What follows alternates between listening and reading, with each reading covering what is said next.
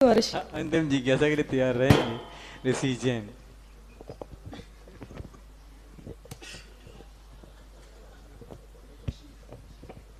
त्रय मुनि महाराजों के चरणों में नमोस्तु नमोस्तु।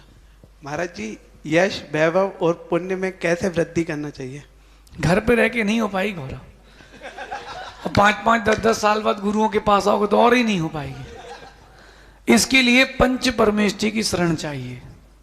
किसकी? पंच परमेष्टि की शरण। जो जितना अधिक पंच परमेष्टि के प्रति समर्पित रहता है उसका यश वैभव पुण्य धन धान्य सुख शांति सब अपने आप वृद्धि होते हैं। आज आप देखना हर दूसरा आदमी ज्योतिष और वास्तु के पीछे परेशान है।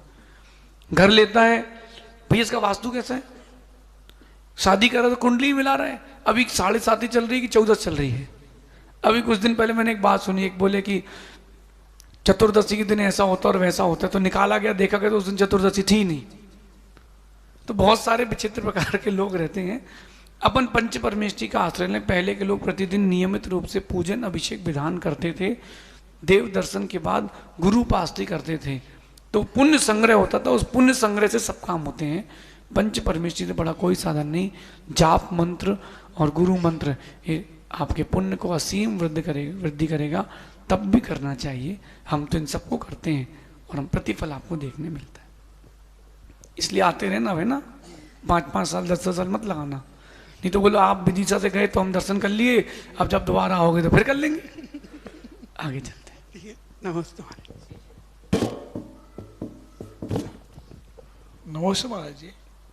महाराज जी, बच्चों तो अच्छे संस्कार देने में पिताजी की भूमिका होती है। हाँ? बच्चों तो अच्छे संस्कार देने में पिताजी की भूमिका होनी चाहिए। बहुत अच्छी बात। देखो बेटा, अगर माता पिता वक्त दे दें बच्चों को, माता पिता अगर अपने बच्चों को वक्त दे देते हैं तो बहुत अच्छी बात है। यही बहुत बड़ी भूमिका है। माता पिता की बात कर रहे हो कि पिता की बात कर रहे हो? खासकर बेटा, पिता का कर्तव्य बनता है कि व्यापार को जितना वक्त दिया है या अपनी नौकरी को जितना वक्त दिया है, संतान को उतना वक्त दे। जो चीज़ें वो नहीं सीख पाया है वो अपने पिता अपने बच्चे को समझाए सिखाए। सबसे पहली बात है एथिक्स सिखाए, नैतिकता सिखाए। लोगों से कैसे बात करना है, कैसे उठना है, कैसे बैठना है सिखाए। आज आप देखना हर दूसरा परिवार, माता पिता हो जो भी हो, अपने बच्चों से इस बात में परेशान है कि जिद्दी है, बात नहीं मानते। को बच्चा वहां खेल रहा है, दिख रहा आपको? अच्छा, इन्हीं का है? बाप रे, अब तो प्रैक्टिकल हो गया। सुनो भाई, अब वो बच्चा खेल रहा है ना, आपको उसको फर्स्ट डे से समझा के रखना चाहिए कि मंदिर आए हो तो कैसे रहना है। पिताजी को इतना तेज डांटना भी आना चाहिए कि उसके कपड़े गीले हो जाएं। चांटा भी मारना पड़े तो मार देना, लेकिन इतना प्यार भी देना कि वो लड़ झगड़ के सिर पे भी चढ़ जाए।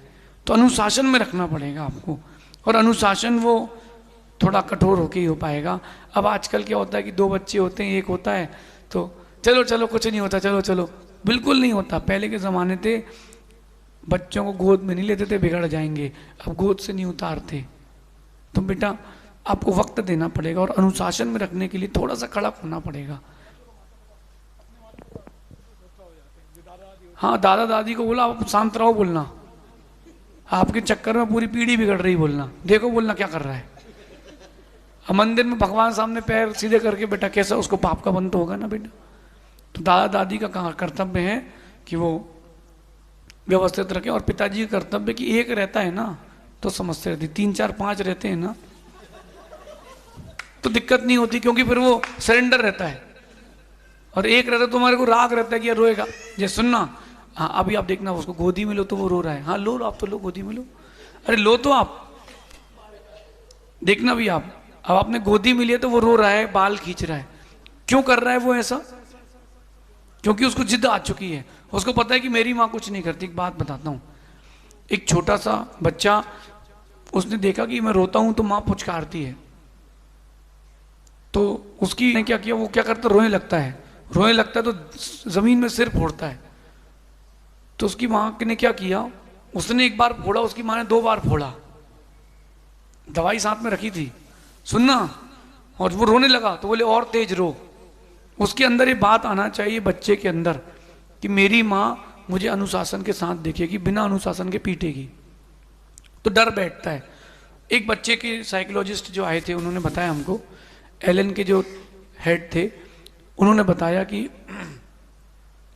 एक बच्चे का काम है तो बहुत करोड़पति अरबपति का बेटा, और वो क्या करता, उसको जिद आ गई तो बीच रोड में लौटने लगता था। और उसको बड़े एम्बेरसिंग फील होता था कि हमारा बच्चा इतना बड़ा और जमीन में लौट रहा है। तो उसकी माँ कहती थी छोड़ के चले जाऊंगी, छोड़ती कभी नहीं थी, इकलौता था। जब उसने पूछा साइकोलॉजिस्ट से क्या करना चाहिए, तो उसने स्क्रिप्ट दी।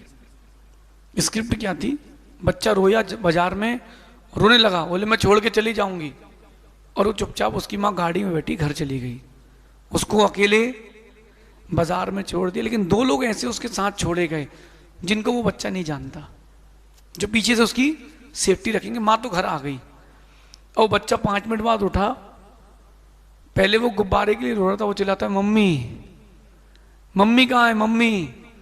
तो लोगों ने पूछा कहाँ है मम्मी, तो गई। बोले वो मम्मी जाती कहाँ है, मम्मी बोलती बस है। आप कहती हो कि 2 चांटे मार दूंगी, मारते कहाँ।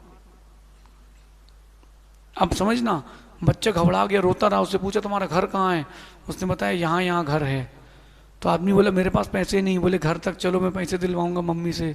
चिल्ला चिल्ला के उसने पूरा मोहल्ला इकट्ठा कर लिया। 4-5 घंटे बाद उसको घर लेके गए वो आदमी, अगली बार तो जमीन में लौटा नहीं हो।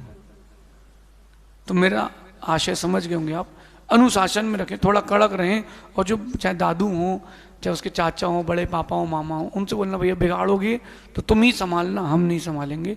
थोड़ा रोया नहीं कि टॉफ़ी, थोड़ा उसने जिद की नहीं कि कोलगेट, कोई टॉफ़ी दिला दी, अपने कोल्ड ड्रिंक दिला दी, बिल्कुल नहीं। थोड़ा रोने दो, और वो रोए तो बोलना आवाज़ नहीं आ रही, थोड़ी तेज रो। बोले रोए 2 चांटे और लगाना, बाद में पुचकारना भी अपना ही है, दूसरे का नहीं है, सुधारने की भावना से कर रहे हैं, ऐसा समझना।